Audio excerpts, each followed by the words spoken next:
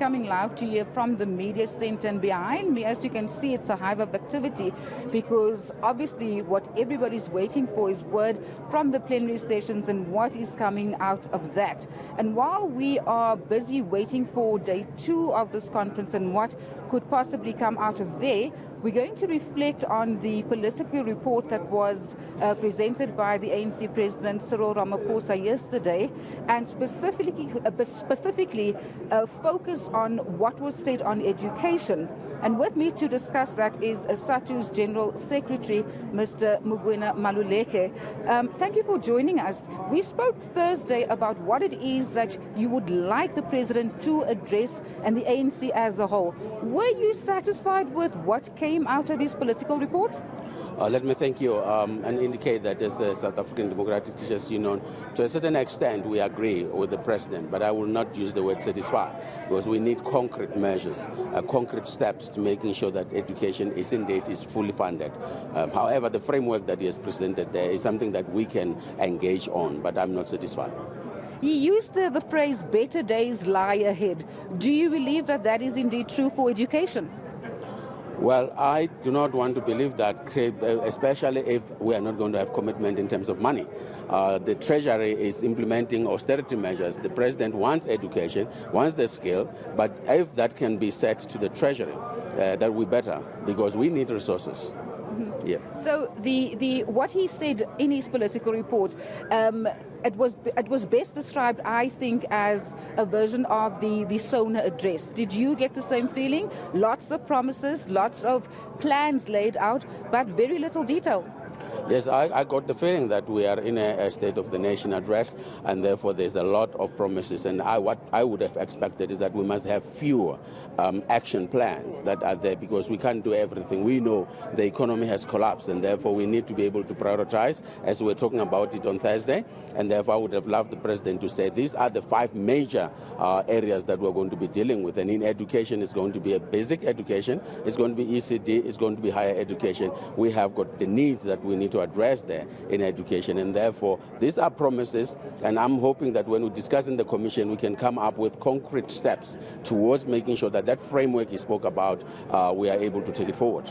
But again, Mr. Maluleke, in this economy and where we find ourselves, stage 6 load shedding with an energy crisis that doesn't seem that there is a short or long-term solution to it.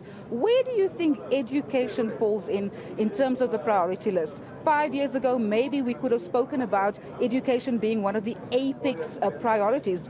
Where do you think realistically education features now?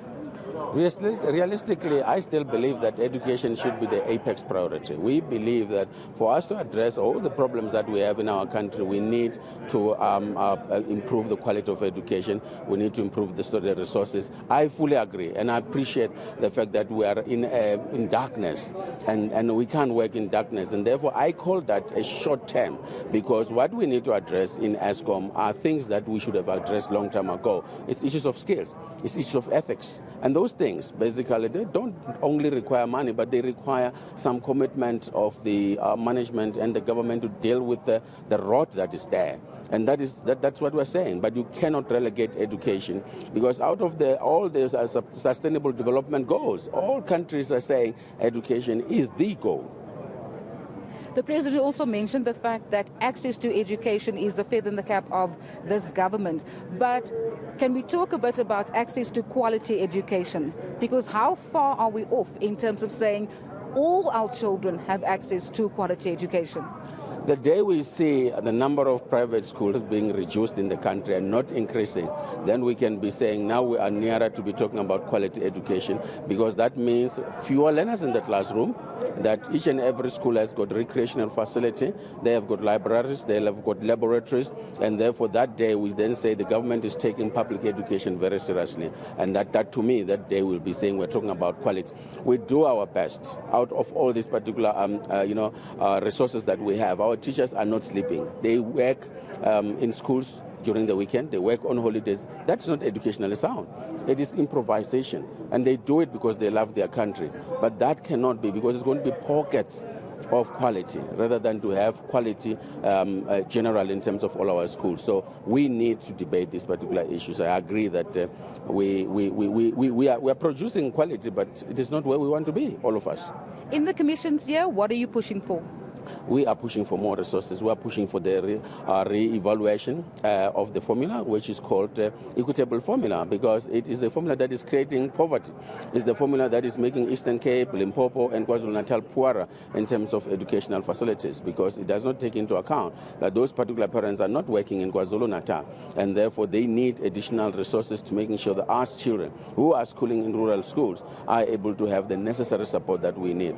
And we are pushing for psychosocial services. Teachers and learners are suffering from mental health because of the COVID-19. We cannot just relegate it. It has to be addressed, and we need resources to address that. And if you don't get it?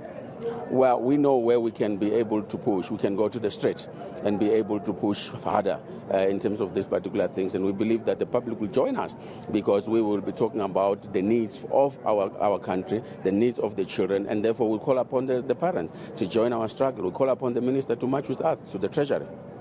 There we go. My thanks to Mugwena Maluleke. He is the General Secretary of the South African Democratic Teachers Union.